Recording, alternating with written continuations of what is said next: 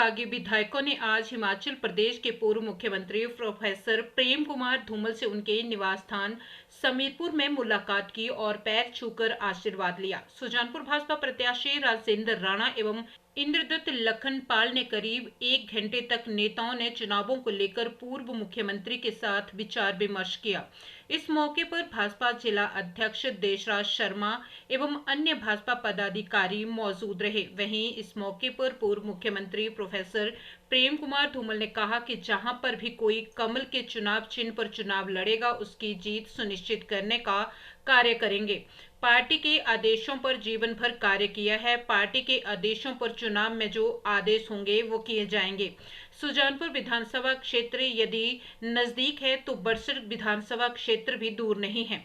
कांग्रेस सरकार भाजपा पर खरीद फरोख्त के आरोप पर धूमल ने कहा कि दोनों राम भक्त विधायक कांग्रेस में निराश थे। दोनों नेताओं ने कहा कि रामलला की प्राण प्रतिष्ठा का विरोध करने वालों के साथ न रहकर वे भाजपा में आए हैं। कांग्रेस सरकार अपनी 10 गारंटियां पूरा नहीं कर पा रही है। धूमल ने कहा कि एक देश में एक चुनाव होने चाहिए। लोकसभा और विधानसभा चुनाव होने से जीत का अंतर बढ़ेगा।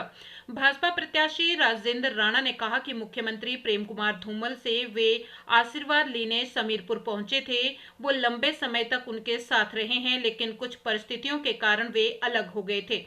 भाजपा के कार्यकर्ताओं की नाराजगी को दूर करने का पूरा प्रयास होगा। भाजपा उनकी मूल पार्टी रही है। सुजानपुर विधानसभा में प्रदेश भर में सबसे अधिक भाजपा के कैडर हैं। इस क्षेत्र को पूर्व मुख्यमंत्री प्रेम कुमार धूमल एवं पूर्व मंत्री जगदेव चंद ने सींचा है। वहीं बड़सर से भाजपा प्रत्याशी इंद्रदत्त लखनपाल ने कहा कि भाजपा के कुनबे को और अधिक मजबूत करने का प्रयास किया जाएगा। अयोध्या में रामलला की प्राण प्रतिष्ठा कार्यक्रम में निमंत्रण के बावजूद कांग्रेस हाईकमान से न जाने का फरमान जारी किया। इससे आहत थे। 45 वर्ष तक जिस संगठन में काम किया उसे छोड़ने का दुख होता है, लेकिन गम के साथ जिंदगी नहीं चलती है। आगे बढ़कर कमल के फूल की तरह निखर कर काम करेंगे।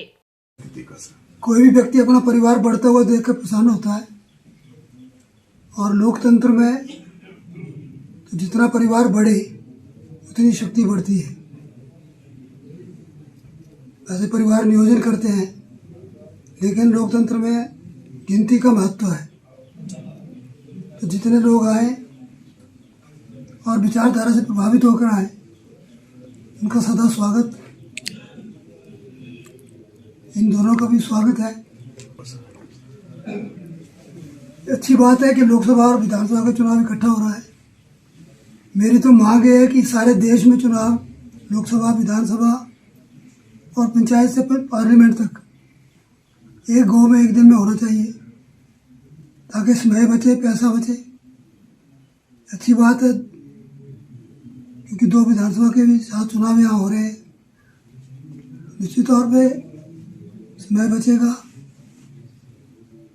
और ज़्यादा मेहनत करके जो वोट खिलाफ जा सकते वो भी अब साथ आएंगे।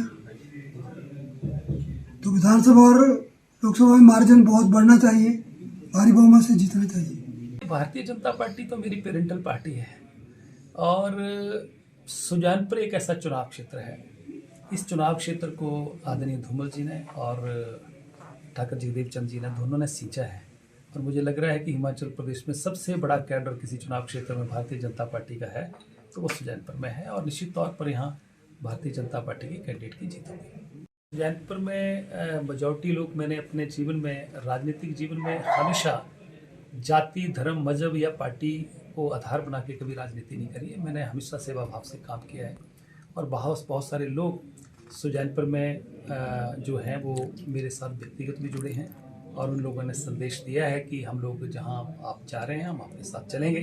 बहुत सारे लोग कांग्रेस विचारधारा के लोग भी साथ चलने वाले हैं और हम सब मिलकर अनुराग ठाकुर जी को इस चुनाव क्षेत्र से और इस पार्लियामेंट से जहाँ जहाँ भी हमारे रिश्ते हैं हम भारी मतों से उनको भी जिताएंगे और विधानसभाएं जहाँ जहाँ के चुनाव हो रहे हैं वहाँ भी हम लोग काम करेंगे। के सामने तो पूरे देश में संदेश दिया था हमारे जो अध्यक्ष हैं खड़गे जी, राहुल गांधी जी, जिनको निमंत्रण मिला था अयोध्या की तरफ से कि आप आए यहाँ पर दर्शन करें, उन्होंने मना कर दिया था कि हम नहीं जाएंगे। तो तो कांग्रेस वो तो पार्टी छोड़ने एक का उनमें ये भी एक कारण बहुत है। बड़ा कारण है, क्योंकि आखिरकार हम भी तो राम के भक्त हैं।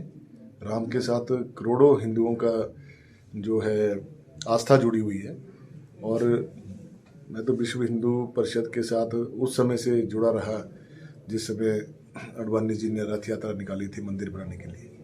तब भविष्य से की मैं दान देता था, जितना हो सकता था देता था।